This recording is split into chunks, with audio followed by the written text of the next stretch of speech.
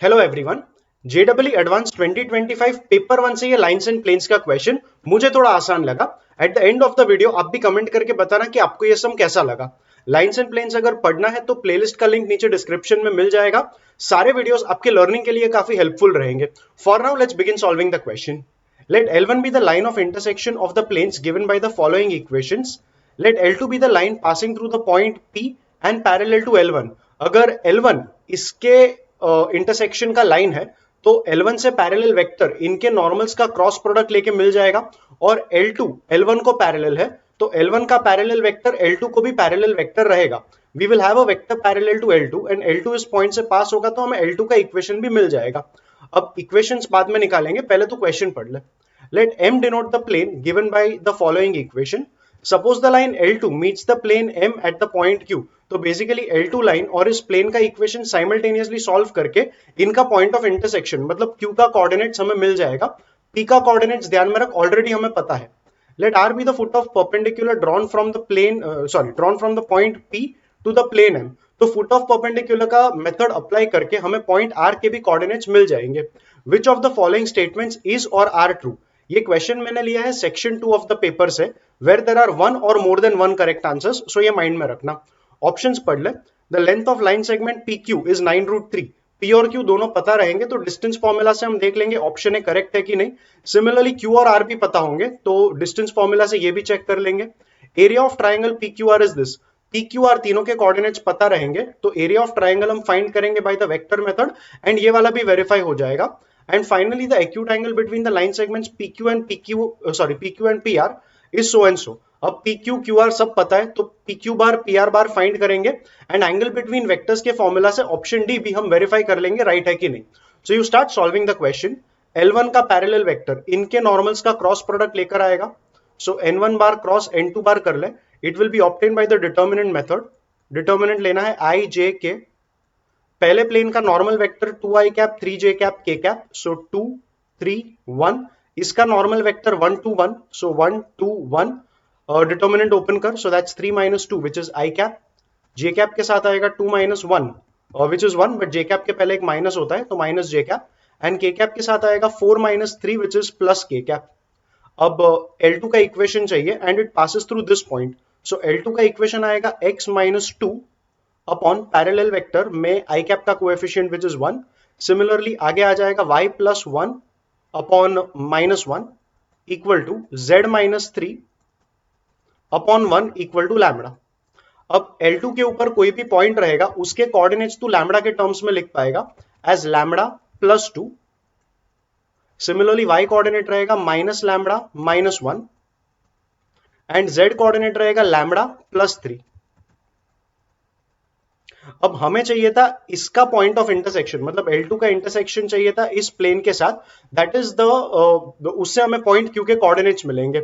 सो L2 और इस plane को साइमल्टेनियसली सॉल्व करने के लिए इस पॉइंट के कोऑर्डिनेट्स को हम सब्स्टिट्यूट कर देंगे प्लेन के इक्वेशन में, तो हमें मिलेगा 2x मतलब 2 टाइम्स लैम्बडा + 2 मतलब 2 लैम्बडा + 4 प्लस y मतलब प्लस माइनस लैम्बडा -1 मतलब simply minus lambda -1 minus 2z मतलब -2 into lambda + 3 it is -2 lambda -6 और RHS में आएगा 6 और 2 लैम्बडा -2 लैम्बडा मतलब माइनस लैम्बडा 4 - 1 3 3 - 6 इज -3 राइट में ले ले तो 6 + 3 आएगा 9, तो लैम्बडा का वैल्यू मिल गया हमें -9।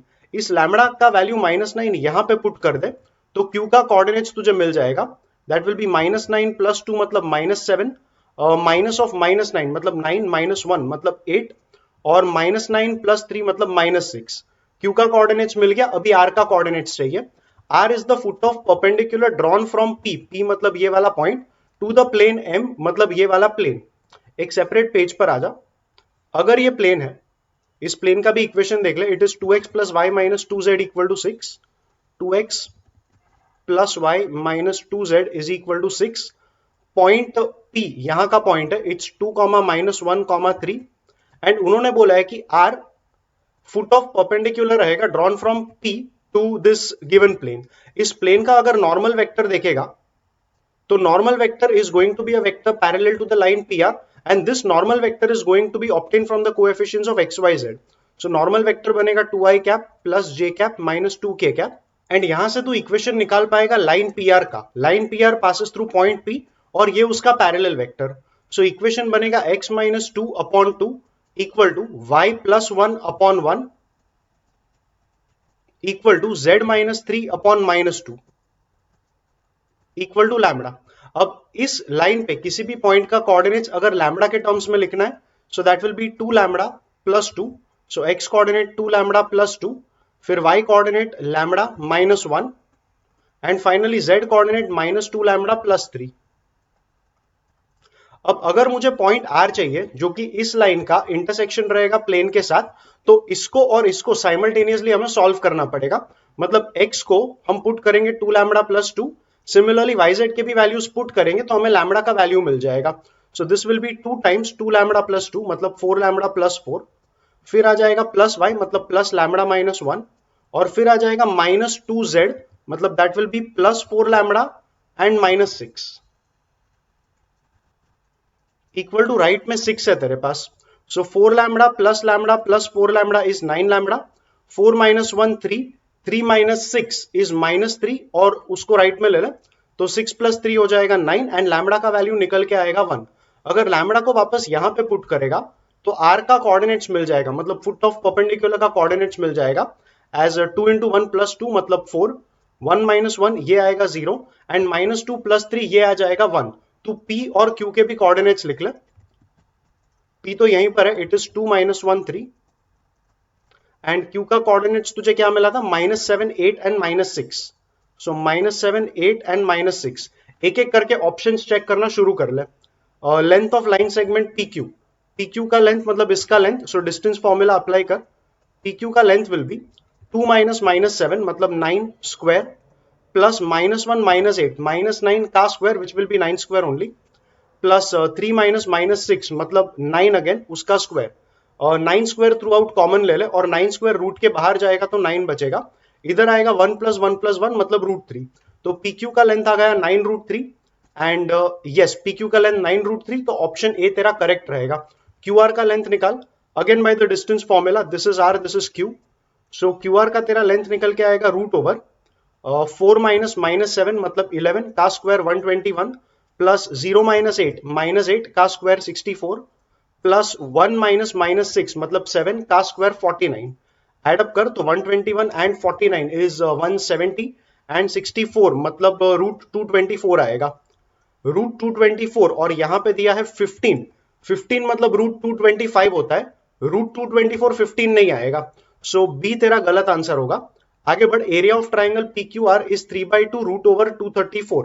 अब एरिया ऑफ ए ट्राइंगल का फॉर्मूला यूज कर, area of triangle PQR will be obtained by half into the cross product of any two sides of the triangle.